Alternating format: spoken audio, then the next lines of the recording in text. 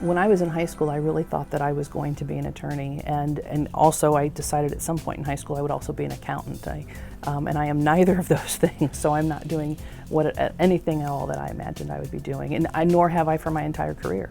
Oh, I must have changed majors 17 times, I swear, that the people in that office knew me. And so here's Beth, what are you doing this week?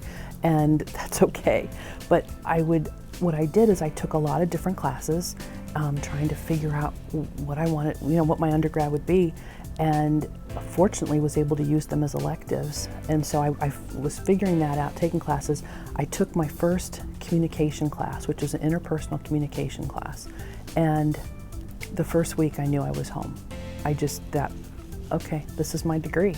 Just a couple of years ago, I hit a true low point in my life. Both of my parents had passed away. I lost the job that I'd had for 25 years. 2 months after that, I told my husband I wanted a divorce. So we split. And there were some other ups and downs. I had to have a beloved pet put down. I mean, there was just loss after loss. I lost almost everything I owned in the divorce. I mean, there was just, I used to jokingly say to people, the only thing that was left was a debilitating illness and for my house to burn down. I didn't know what else could happen to me. I really find that when you are feeling your most hopeless, when you look outward rather than inward, that's where you find hope. The smallest effort on your part, just simply paying a compliment to someone else, can change their whole outlook and make huge changes even in their life. And so helping others is a huge way to help bring yourself out of that hopelessness.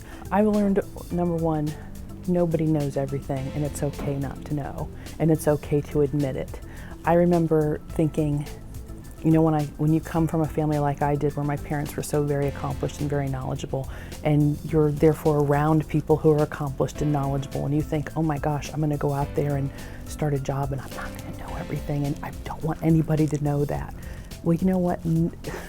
Everybody around any given table is having those same questions, and it's okay to say, I don't understand that, tell me what that means. That's very freeing when you learn that. You don't have all the answers and nobody does. And the other thing I've learned is that relationships are the most important thing in life, and I'm talking professionally and I'm talking personally. Relationships are the most important thing. And I've also learned how important it is to set goals for your life, to take charge of your life and make it happen. Don't wait for things to happen.